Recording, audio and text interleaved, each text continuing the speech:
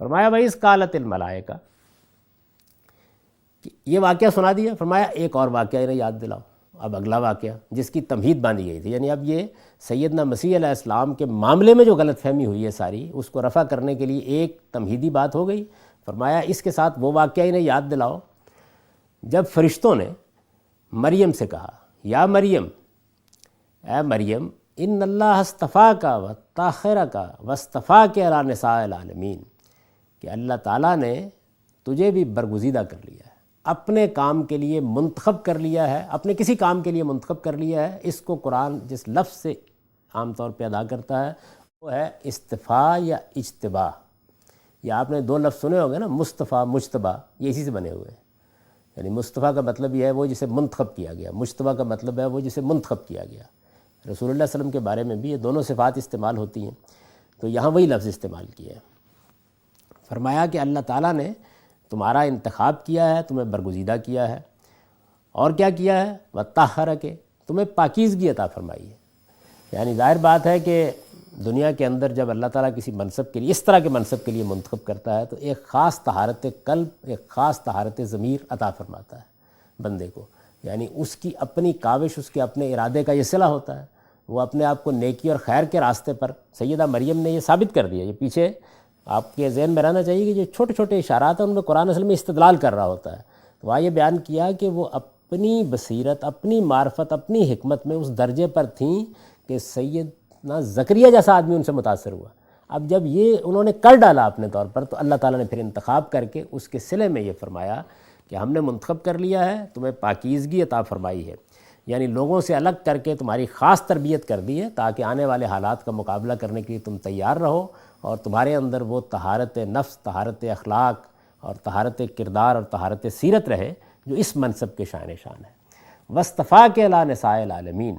اور فرمایا کہ دنیا کی ساری عورتوں میں سے ترجیح دے کر اپنی ایک عظیم نشانی کے ظہور کے لیے تمہیں منتخب کر لیا۔ یعنی یہ انتخاب جو ہے یہ اصل میں اس خیر معمولی مقصد کے لیے ہوا ہے کہ اللہ تعالیٰ، اب یہ تمہید باندھی جا رہی ہے حضرت مسیح کی پیدائش کی۔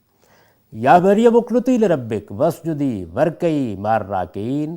فرمایا کہ جب اب اس منصب کے لیے تمہیں منتخب کر لیا ہے تو اب دنیا کے کسی کام کی طرف توجہ نہیں کرنی،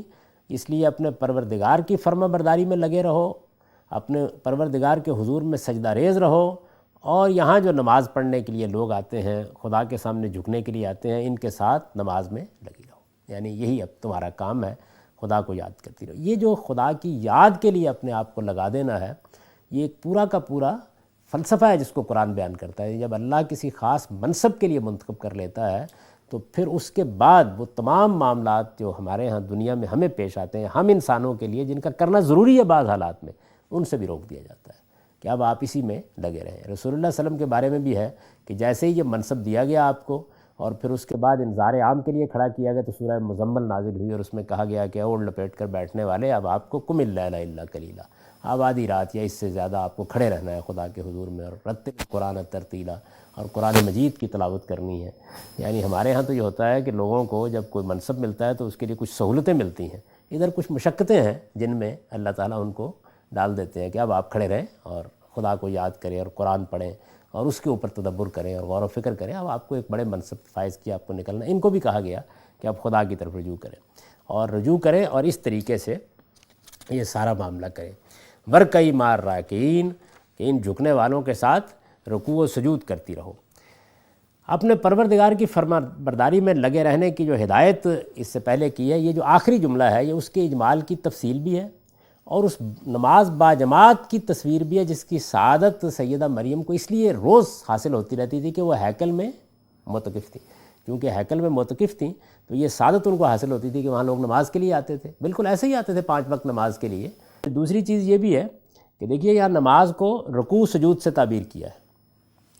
اس کا مقصد کیا ہے؟ یعنی لفظ نماز استعمال کرنے کی بجائے سجدہ کرتی رہنا اور رکوع کرتی رہنا اور رکوع کرنے والوں کے ساتھ جھکتی رہنا بیان کیا ہے، تاکہ وہ استغراق، انہماک اور خدا کی طرف رجوع کی کیفیت جو نماز کا اصلی حسن ہے اس کی طرف توجہ ہو۔ دوسری بات یہ بھی معلوم ہوئی کہ ہمارے یہاں جیسے نماز پڑھنے کا لفظ ہوتا ہے تو لوگوں کی ساری توجہ کا ارتکاز یہ ہوتا ہے کہ اس میں پڑھا کیا جائے گا، جبکہ نماز اصلاً رکوع و سجود یعنی ان اعمال کا نام ہے۔ آپ بندے کا دل، دماغ، بندے کی کمر سب خدا کے سامنے جھک گئی، تو یہ بجائے خود ایک بہت بڑا کام ہے جو ہو گیا۔ یعنی الفاظ پر توجہ ہو، بڑی اعلیٰ چیز ہے، بڑی غیر معمولی چیز ہے کہ الفاظ ضمنی حیثیت رکھتے ہیں نماز میں۔ اصل چیز جو ہے وہ آپ کا قیام میں کھڑا ہو جانا، آپ کا خدا کے سامنے سر بسجدہ ہو جانا، وہ چیز ہے۔ تو فرمایا کہ یہ اب تم کرو، یہی تمہیں کرنا ہے۔ ذالک من انباء الغیب نوحی الیک، یہ غیب کی خبریں ہیں اے پیغمبر، حضور کو خطاب کر کے درمیان میں رکے ہیں اللہ تعالیٰ، خطاب کر کے کہا ہے کہ یہ غیب کی خبریں ہیں پیغمبر جو ہم تمہیں وحی کر رہے ہیں۔ ما کنت لدیہم اذ یلقون اقلامہم،